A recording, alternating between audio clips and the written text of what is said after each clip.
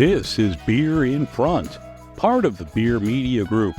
Every week I'll talk to people in and around the beer world and get their stories all about beer. That's Beer in Front, and it's coming up now. Welcome to the February 27th edition of Beer in Front. I'm your host, Dave Zalatoris, and Beer in Front is a charter member of the Beer Media Group. Colorado Pint Day is coming up next week on Wednesday, the 5th of March. There's over 200 breweries in Colorado you could stop at, buy a pint, and then $1 will go to the Colorado Brewers Guild, and you get a really sharp-looking glass. I'm going to talk to the founder of Living the Dream Brewing Company, Jason Bell, on the show today. We're going to talk about Living the Dream and the Colorado Brewers Guild, so stay tuned for that.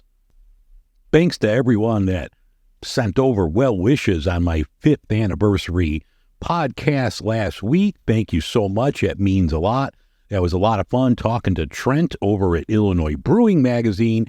If you didn't get a chance to listen, when you're done with it, listen to the whole show here. Then go back and check out last week's 5th anniversary extravaganza.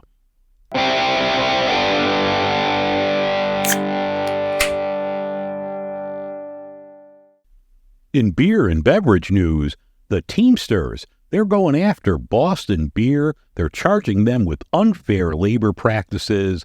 Local 1199 says that they're dragging their feet and they're refusing to bargain in good faith. So keep an eye out for that. But this is affecting the Cincinnati brewery. So that's Teamsters Local 1199. So keep an eye out for those details. Le Chouffe in Belgium, they're coming out with the new beer, Chouffe Light. This is going to be a light Belgian ale that's going to be at 4% alcohol. So keep an eye out for that. Since it's the Colorado episode, Ska Brewing out of Durango, they're coming out with the new variety 12-pack. This is called the Lager. They're going to have Mexican Lager, Mexican-style IPA, and a lime with a salt lager. So that looks really cool. They need to start distributing to Illinois, but those look really good. So check that out from Ska. AleSmith out of San Diego, they're coming out with the new cider. This is going to be an imperial dry cider. I like everything AleSmith puts out. I remember years ago I went there to their brewery out in San Diego. This looks really cool. If I see this one, I'll definitely have to try the Imperial Dry Cider from AleSmith. Regular old-fashioned Coors Golden. They're becoming the fastest-growing beer for Gen Z that's legal drinking age. So I found that kind of interesting going over my beer notes and stuff. I read this over on My Beer Buzz. And actually, when I did my macro challenge, actually Coors came in dead last, but the Gen Zers are drinking it up.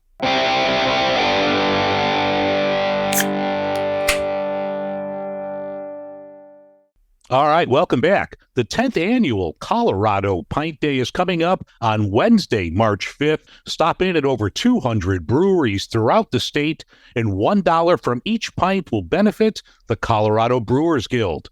This year's glass looks really sharp. It has this beer is for everyone design. Joining me now is Jason Bell. Jason is the founder of Living the Dream Brewing Company, which has 2 locations in Colorado. Jason, thank you for taking time out to talk today. Great to be here. Thanks for having me.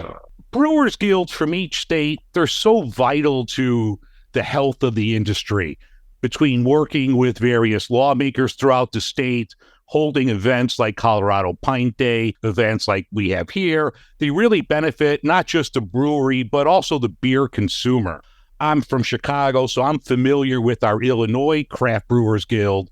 How is the Brewers Guild in Colorado for you guys? You know, they've been great. It's been an interesting ride. I think our Brewers Guild was founded in early 90s and kind of just was there. And then we went through this kind of turmoil transition period a number of years ago. And from there, they kind of refocused and got everybody on board and on the same page. And we've had some interesting, as does Illinois, but we've got some kind of archaic or different liquor laws out here with regards to liquor stores and that kind of thing. And they've been kind of helpful in giving us a voice in the government affairs end. But also they've really developed a nice programs regarding beer technical brewing, marketing, and just getting us out there. And they've done a nice job of listening to the brewers and the breweries, and, not just, they really have represented us well. Well, the glass design, like I mentioned, like all of the glass design, looking at the coloradobeer.org site, every glass is cool, but this one looks awesome. I might need to swap you an Illinois one once our glass comes out in May. Happy to do that. Yeah. They actually put it out for a competition to the breweries to have people within the breweries design. And I don't remember who this one came from, but it's actually from within the industry. And the public response has always been fantastic. It's one of our busier days. We have over 400 glassware coming, and again, they work really well. We're south of Denver in the south suburbs, so we work as a shipping point. We've done this for years, where they will bulk ship glassware to us, and then the other breweries in the area can come get it from us. That way, we can save a lot on the shipping and the transport, and it makes everything just easier. Yeah. So it's really been a cool event. What I like about it, and that's, really smart from the guild, is, having it on a midweek day, which you might not get as much traffic as you would on a Friday or Saturday, and doing it, early March, where you're still in the winter doldrums where business might be as well. So it's really solid to have it that early in the year. It very much. It turns a Wednesday into a nice Friday or Saturday in business volume. Of course, there's an outlay. We're buying the glassware, but that's part of it, and that's fine. It's more than worth it, and it's just one of the great events they put out, and it's fun to be a participant in. Yeah. Well, most people, when they say they are living the dream, they say it sarcastically, but you, Jason, you might be the only person that's not BSing someone when they say it. Well, I will say it. Funny enough, the name came about when I was in Chicago running liquor stores, that it was my sarcastic answer to how it's going. But naming things, especially your business in something like this, is hard. And we went with the name. We felt like we wanted it to be more an inspirational piece. We used a quote from Henry David Thoreau: "Go forth in the direction of your dreams and live the life you've imagined." On all our cans and our glassware, "Live the life you've imagined" is kind of our tagline. And it really grew from being here in Colorado, as I moved here from Chicago, where you are, and this is where we wanted to live, and this is where I wanted to do this. And it is kind of a dream to live here with the mountains and space. Coming from Chicago, the open space here is very different. And not to say it's easy and it's always a wonderful dream every day, but overall it definitely is. What made you want to start a brewery? I was always involved. My background is varied. I was in my first love, and still a strong one, was food and cooking. I trained as a chef and worked in different restaurants and restaurant companies, and then decided I should learn the business side. So I went to work for kind of corporate restaurant companies, and kind of burned out from the hours. As you know, they can be, especially when I was doing it, can be very long, very late. Then I also developed a passion for wine, beer, and spirits. So I kind of jumped that direction and was managing bar programs and different beverage programs within that industry. And then in Chicago, I jumped over to liquor retail, worked for Sam's Wines and Spirits when they were around, and then worked for Benny's Beverage Depot, managed stores for them. And that was right when craft beer was coming into prominence. I was running a store in the Chicago area when Fat Tire from New Belgium made its debut in single bottles, and for a number of weeks it was the number one selling product in our store. And that's when I kind of picked up homebrewing, because it kind of let me do the cooking side and the flavors, and that's kind of what I learned I really am into, is the flavors, processes, and those different things. And then went from there. I was learning the business side, HR and finance and accounting and all that fun stuff. And it kind of just all morphed its way into, this is what I want to do. It makes sense. It was kind of on the up, and I was homebrewing and was pretty good at it. Was also fortunate running the stores in Chicago that I had a great kind of test focus group. I would bring beer in, and being the manager, they would be like, "Oh, it's great, it's great." I'm like, "No, pick it apart. I want to know how to make it better." And I focused on the commercial process as opposed to just, homebrewing's fun because you can just like, let's put a little of this in, or, let's make this beer with no. I focused on styles and on learning the process and developing it. I built my own brewing setup that was based on commercial brewing as opposed to like just brewing on the stove with extracts and that sort of thing. So that's where it all kind of drove, and it just kind of fell into place that it made the most sense. I always felt like I wanted to own my own business and run it. In this day and age, sometimes I question that now, but it's still worth it. It's definitely not as easy as it was. Well, owning the brewery, are you doing any brewing there? Do you put the boots on, or do you hand that off to somebody else?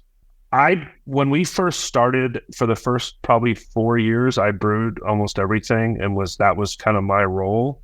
I knew that role would come to an end as we grew, and I'm smart enough to know what I don't know. So we have hired, for the last 3 or 4 years, our head brewer is way smarter than me in that area. So I still get to kind of poke my head in and have input about the beers and what we're going to make and that sort of thing. But we have 3 full-time brewers, and the worst thing I could do is stand there and get in the way. So. Yeah.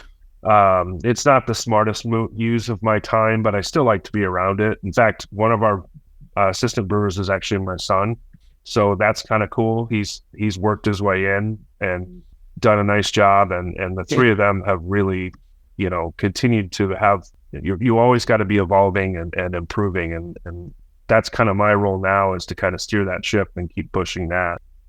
So no. I don't get dirty as much anymore. I spend most of my time looking at a computer screen or spreadsheets or, that kind of thing. But that's okay. That's part of it too. And I knew that, and I actually like that part too. So it's all good. Well, the brewery has won countless local and national beer wars like the GABF. You have 2 locations now. What have been the keys to the success of living the dream? I have a hard time with that word success because it's done nothing but got harder for all of us. Honestly, right now, survival was success. But our growth has been having a plan and sticking to the plan, and not just like, we're having a goals from the get-go and executing those goals. But at the same time, don't be blinded by, we're going to do this no matter what, as opposed to, adapting. The last 6-7 years has been nothing but adaptation with COVID and with the business climate and consumer changes and the onset of seltzers and everything else. For us, I would probably also focus on community involvement. We worked very hard to get involved in the community, to be an upstanding member. We support a large race series for running races and mountain biking. We support a local wilderness and wildlife fund, and we work with them. And then you add in too, the tap rooms are such a vital part.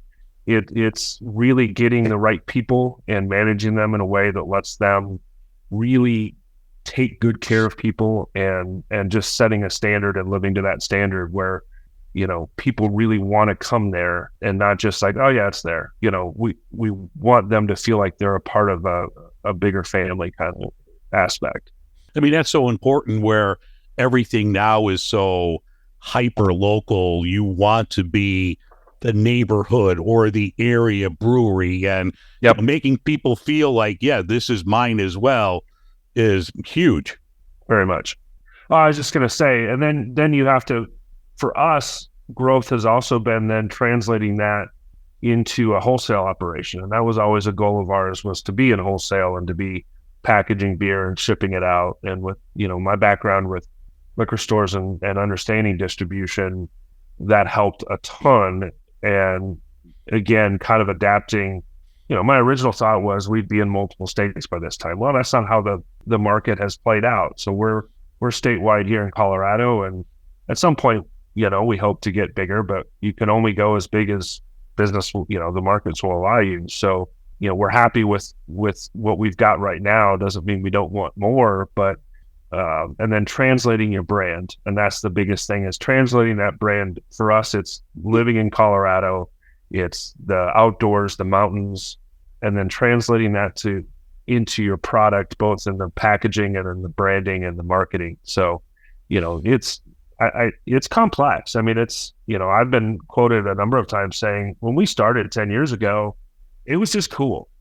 You could kind of do it, and the cool factor would carry you through. And it's become absolutely a business now. It has become, you've got to make decisions. You've got to be planning weeks and months and years ahead, finding suppliers for things, and all the different aspects of the business are just, it's so much more of a business now. Is that good? Is that bad? Or is that somewhere kind of in the middle? Definitely in the middle. It was easier when everyone was going to 3 or 4 breweries on a weekend and, that kind of thing. Now it's a lot harder, but it also lets you kind of separate yourself a little more, because you're making those decisions. And unfortunately, a lot of breweries got into it because it was cool and weren't looking at the business. And that's why we're starting to see shrinkage, and we're losing some breweries, and then it's a maturation process, but it's still no fun to watch, other breweries close. And it's just, it's a lot more serious. It's a lot more serious, where it was just, wow, it's really cool to open a brewery. Now it's like, good luck. Yeah. Have fun with that. Yeah. Yeah. Before you got started, the home brewing, everything like that, do you remember the first beer, whether it was a craft beer, whether it was something else, that made you sit back and go, oh yeah, this is it. This is what I want to do? I think the one that sticks in my head, I was already home brewing, but I was just doing it. Frankly, I was working a ton, coming out of restaurants, now being the general manager of a large liquor store. My wife said, get a hobby. And that's when I picked up home brewing. It went a little beyond what she was expecting, but it was the beer that kind of made me think, wow, I kind of want to tackle this as something. And it was actually a brewery out of Ohio, Hop and Frog. When they came into the Illinois market, and they released their Boris the Crusher, Bodacious Oatmeal Russian Imperial Stout, and Mean Manalishi, which was their big double IPA. And they were just bigger, bolder beers than I had ever tried. And it was just kind of like, damn, that's something. And kind of the neat end of that story is we were at the Craft Brewers Conference in Philadelphia, and I got to sit down and have beers with them. Oh, awesome. So that was pretty cool to kind of tie that around. And it's an industry that is very cool that way, that you can, get to know people like that, and trade stories, and have a beer and have a great time. And that's just fantastic. Yeah, it's one thing that I've noticed since I started doing this 5 years ago, is it doesn't appear to be a cutthroat business where most anyone will sit down and talk to another brewer, or even if it's someone down the street. There's no animosity or jealousy. Everybody's kind of in this, rising tide lifts all boats. Very much. I mean, it's a little more competitive than it used to be, especially in the distribution world, and that's just part of it. But we still kind of feel like we're all in this together, and if we all get better, the better, that draws more people to the product, and we still have a lot of market share we can take from the massive conglomerate brewers. And I think that's still the feeling. But, when there's 8 tap lines at a local watering hole, and you're gunning for one of them because it makes a difference, it's a little competitive, for sure. Does Living the Dream have a flagship beer, or a beer that, helps to pay the bills? We do. It's called our Powder Run, and it's a cream ale that we adapted, and it's a nice light crisp cream ale. We do add a little lactose to it, and then it's hit with pure vanilla, and it gives it kind of this dry cream ale or dry cream soda aspect when you drink it, and it's been a pretty good runaway hit. It's a beer we medaled at GABF with, and it was kind of designed, in my eyes, to attract. I'm not a big beer fan. Try this. Yet it's still a good enough base beer, and that's one of the things that I think is really critical to our brewing is even if we flavor something, and we're not the brewery that's going to be throwing a bunch of weird stuff. We've never melted ice cream into beer. We've never done a bunch of really weird out there stuff. My culinary background, I think about flavor combinations that work without being over the top. And that beer did that, and it's kind of taken off for us, and to the point where we actually run seasonal variants off of it, where we take the base beer, the Powder Run Cream Ale with vanilla. Right now, we're wrapping up our first quarter brewing of our Powder Run Horchata, where we add cinnamon, and then we move into tangerine, and then we move into a new one we're working on for the summer in strawberry lemonade. We did a test batch at our 10th anniversary last year, and it was the first keg to go. And then we move into, in the fall, we do every year for the holidays, gingerbread. Okay, That's cool. kind of our holiday version. So we've been able to play off that. It's a nice canvas that lets us work, but I've had a rule since day one that we don't use any artificial extract flavors. We don't use any artificial fruit. Everything's real. That's important to me. Unfortunately, it means it's a lot more expensive sometimes. We used to do a Powder Run Mocha version, and the cost of the coffee and the chocolate just blew it out of the water. It was just no way we could make it without charging crazy amounts of money. So yeah, Powder Run has definitely been our flagship. You never know. We created that beer about 6 years ago, 7, and it just took off. And I was like, I guess this is our flagship. You go in with ideas of what your flagship's going to be, but it's really not up to you. It's up to the consumer. So it's been a great beer for us. You mentioned using the real fruit, and that's one thing I noticed going over your tap list last night, looking at all the beers, and like you mentioned, this has real pineapple or real fruit. Right. You say so right on the label itself, but I need to know more, because the one beer that intrigued me going through your list was Tropical Attitude Golden Ale. You have pineapple and roasted hatch green chili in this? That sounds incredible. So yeah, I will correct you. It's actually Tropical Altitude. Oh, okay, Altitude. Where we okay. are. Yeah. But so that came about a number of years ago. We were asked to do a chili beer, and I said, look, here's my thing. If we're going to do a chili beer, I want a couple of things. Number one, it's got to be real. 2, it can't be just so damn hot you can't drink it. You got to be able to have a second one. And then 3, it's just got to be interesting. And so we were playing with it, and we got the idea off of kind of like a pepper jelly concept of, spice and sweet. And so we played with the pineapple, and pineapple luckily has been one of those fruits that hasn't skyrocketed in price like raspberry and some others. But we kind of fiddled with it, and it just kind of hit where that sweet of the pineapple tropical played off of the spice well, and New Mexico, just south of us, is the hatch chili king. So that was ready, available, and we just really liked the flavor combination, and it just kind of stuck. And we had the label. If you ever see the label, it's actually 2 pineapples on fire.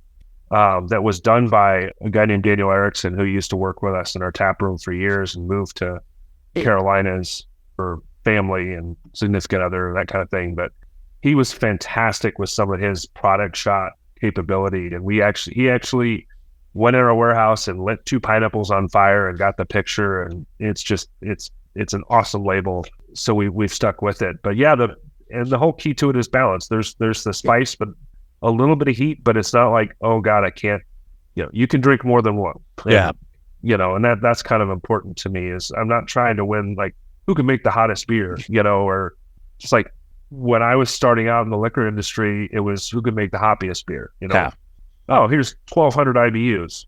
Why? You can't taste them anyway, that kind of thing. So for us, it was about a balance, and it's been, we release it seasonally, and it's been fun. Yeah, I remember. What was that one beer? I'm sure you remember it from your retail days. Cave Creek chili Yeah, beer that and had it's that Cave chili Creek chili pepper. beer. And that was brutal. I remember once I was helping a friend move. It's the middle of August. You're just Right. dripping wet. And he's like, "You want a Yep. beer?" I'm like, "Yeah, sure." And he hands me this. And I'm like, "What the hell is this?" It was like someone poured the vinegar out of a Yeah. jarred pepper thing, Yeah, I remember that beer well. It was not good. No. Well, in news it's not so good, this week there's a 25% tariff announced on aluminum. There might be tariffs on malt from Canada, which a lot of breweries use. Yep. How's this going to impact living the dream in business? Well, Can't imagine good. No, we've dealt with it just the tariff is one thing for sure. We'll see if it plays out. A number of the tariffs I think are just bargaining chips, but we'll see.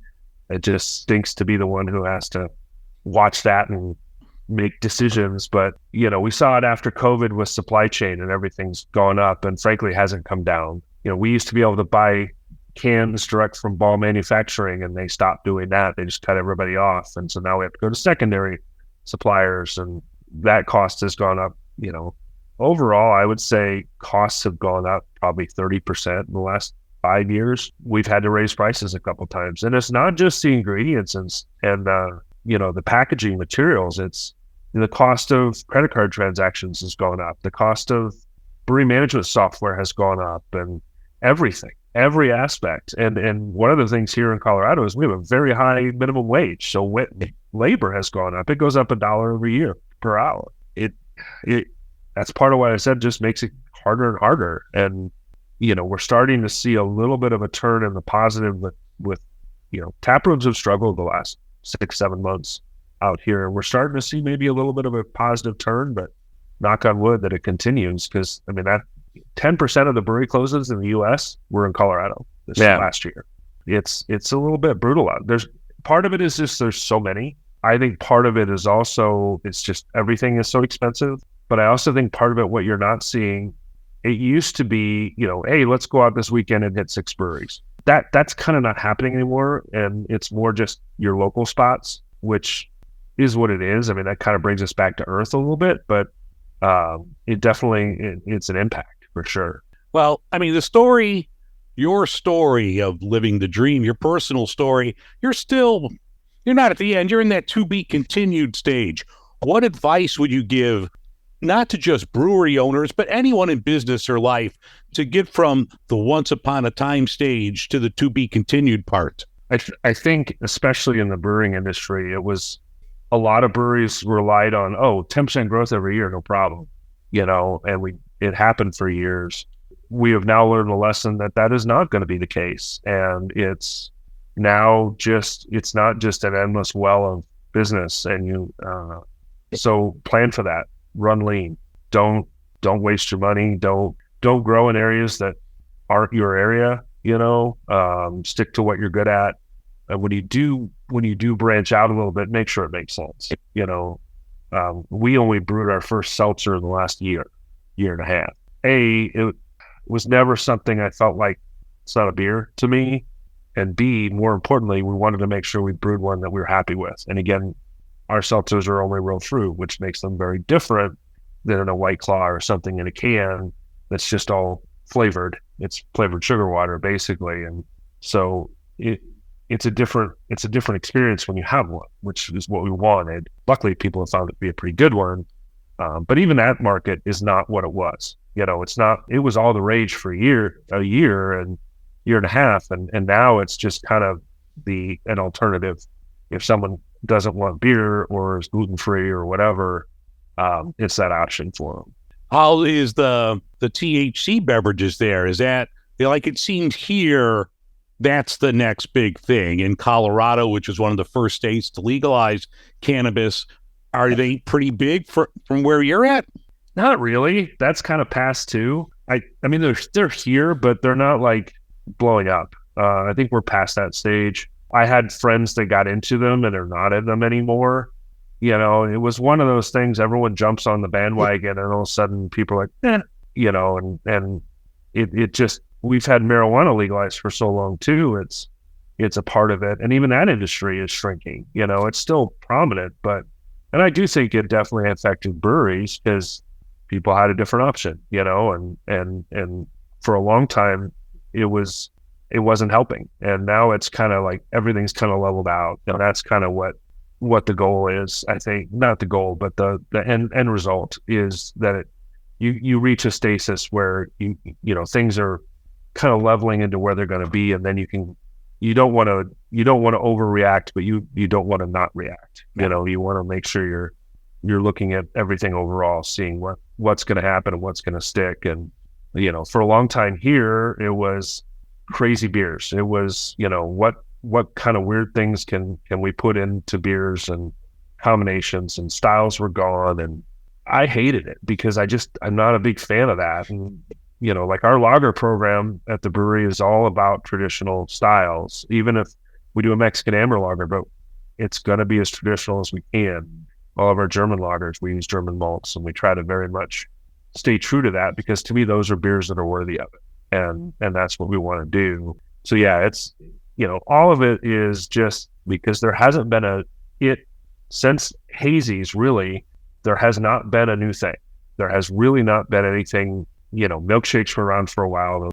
Those were out there, and the weird beers, but there's not been any new styles. I'm not going to say everything's been done, but it's certainly a shrinking list. There's nothing really, no one sees anything new. And so they always go back to, traditional styles and lagers are going to be it. Well, they haven't been for 25 years. I don't think they're ever going to be the new thing, but they're always going to be there. And that's kind of what we look at it as, is there's always a market for them if you do them well. And that's kind of how we see it, like with our lager program. So, it's hard to say where it's going. It's right now, it's just kind of, but because it's gotten a lot less easy, you can't just go out there and brew a bunch of weird stuff. You can't just throw caution to the wind and hope and think everybody will come get it. Yeah, I think the days of like the 450s are over, where you're just going to put all these goofy, weird stuff out there and just hope they don't explode when somebody opens it. Exactly. Yeah. Exactly. Well, I noticed, like you were mentioning, like lagers, and I talked to the Crispy King lager competition not that long ago, right before that great event. And we were saying that, for 5, 6, 7 years, this is going to be the year of the lager. This is going to be the year of the lager. And I think, maybe the last year or so, they might be getting close to it, where more places are coming out with, even here, a lot of breweries are coming out with like their version of the macro, the classic lager that might be $1 cheaper on the 6-pack price point, and they've been pretty good. Yeah, I agree. We're actually coming out with a new, just living the dream light. We're going to release a light lager because people are looking for a lower alcohol alternative now, I think, and we're going to release it in a way that it's something new for us for sure, but we're still going to make it. It's going to be, there's no extracts, it's a real beer. We're brewing it. It's actually in tank right now, but as you know, with lagers, it's not going to be ready until April. So yeah, for us, it's again, that reaction, and without overreacting. We're not going to, when we were discussing it, one of the ideas was to go to like 3.2%. I'm like, that's too light. Yeah. It's still got to be enjoyable. We actually even went through and tasted a bunch of macro lagers to kind of say, what are we looking for? And, it was interesting to try. I mean, I haven't had a lot of those beers in years, and it was interesting to revisit them. But, some were better than I thought they'd be, and some of them weren't. But, it's just trying to find that, for us, Powder Run has been such a great beer for us that to us, it's not just, let's not milk that dry. Let's try to find a companion that goes well, and we can move in volume. We work with a distributor here, and we talk to them a bit too, to get their input as to what do you see in the market and what do you need in your portfolio, and it's really more about now it's these partnerships, and as opposed to just, here's a beer, come get it. Yeah. Whether it's local in the community or your distributor or, whatever, or even your customers, making them feel a partner in it. For us, it's a big thing with dogs is a big part of we're allowed dogs in one of our 2 tap rooms, and it's a huge piece. We've been working with a dog rescue and running adoption events, and anything you can partnership with like that, matters. You have daily events at Living the Dream. You have various food trucks, including Poutine Tang. Please, you need to tell me, Jason, that you're playing the greatest movie of all time, Pootie Tang, on the days you have Poutine Tang there. Wish I could, but Yeah. there's a little licensing thing that's always fun you got to deal with. But unfortunately, whether it's music or any of that stuff, we have enough of a social media presence where that stuff gets noticed. We're a brewery. I did not want to be a brew pub. I didn't want to be a restaurant, and food trucks were a huge part of that. And when we opened, we're far south suburbs of Denver. There weren't a lot of breweries down there when we opened. Now I think I counted a couple years ago, breweries and tap rooms within like 8 miles of us. There's like 35 that weren't there when we opened. So we were struggling to get food trucks down there, but as we grew and grew with them, now we have Mikey, my general manager, schedules the food trucks, and it's amazing that like it's very cold today, and a lot of food trucks won't come out in this cold, and he was able to get one to come out. The original truck wasn't going to be able to make it. He got it fixed, and that's hats off to him. And with the events, Jamie, she runs my events and helps with our social media, and she's just been fantastic with it. That's that partnership. When you have these events and the food trucks, that's part of the partnership with the consumer is you got to have more than just come get a beer. It's all part of it. And but yeah, the food trucks have been great. We've been able to kind of, much like breweries, there's kind of different levels of quality, and we've been able to work with a number of them and kind of get a rotation. I think we have about 30 on the rotation. Okay, cool. And that, there's a large food truck presence out here because of all the breweries. So it's a pretty cool relationship overall, and for the most part, we are great partners. They're great partners for us. And, but yeah, it's critical. If a food truck doesn't show, it's a 25% hit to our business. Because people don't stay. They just don't. If you're going to drink, you want something in your stomach. Yeah, exactly. So, all right. Well, I'm going to let you go because I know you're tied up there. But Living the Dream Brewery, they have 2 locations. The one in Highlands Ranch is at 9150 Commerce Center Circle. There's one in Littleton, which is at 8155 Piney River Avenue. Also, don't forget, coming up next Wednesday, March 5th, is Colorado Pint Day. You could go to over 200 breweries or just go to one of Living the Dream's 2 locations and pick up a glass there. I need to thank Emily Hutto from Radcraft for setting this up. But Jason, thank you so much for coming on. I can't wait. When I get down to Colorado, I'm going to wear my Pootie Tang belt buckle, and I'll be sure to go on Poutine Tang Day. Fantastic. Thanks again for having me. All right, take care. We'll talk to you down the road. All right, sounds good.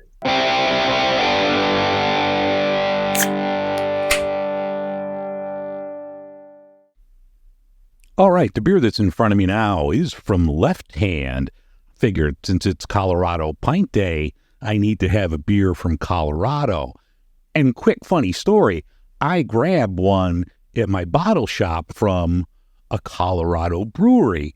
And I happened to look, and they're not part of the Brewers Guild. So I'm like, no, this won't do it. So I found something that's part of the Colorado Brewers Guild. So Left Hand participates. This is their coconut milk stout. Now, I have not had this. I've had their milk stout numerous times. I've been to Left Hand about 8 or 9 years ago. Went there with my friends. Really cool spot. So I'm looking forward to the coconut milk stout here. And it's funny, last week on the show, Trent over at Illinois Brewing Magazine mentioned Left Hand as the brewery that got him in to craft beer. So, Trent, this one's for you. Let's crack open the coconut milk stout from Left Hand.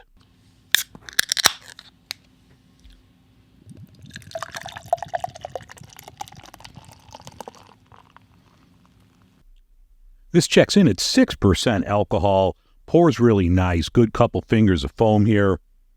I don't get a lot of coconut out of the aroma. I get the malt.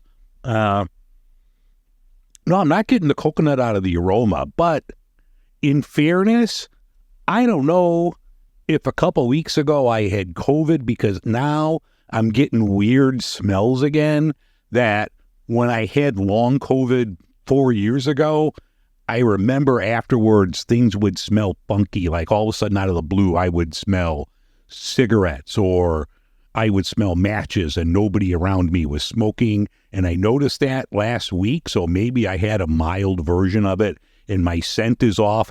It smells good. I'm just not getting the coconut out of here. Oh, but I taste it. That's really good. A lot of chocolate notes. Get the coconut here. It's got that Mounds Bar kind of vibe going there. I like it.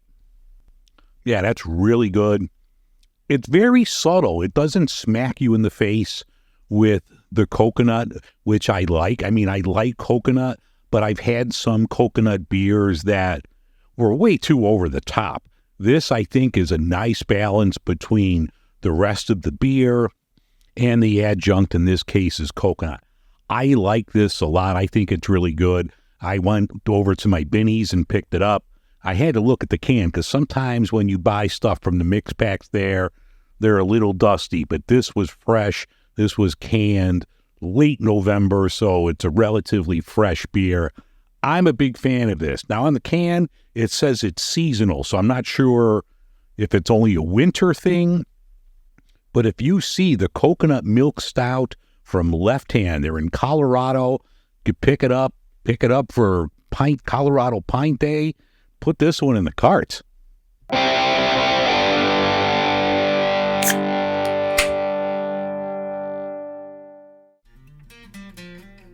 All right, that's going to wrap things up for this edition of Beer in Front.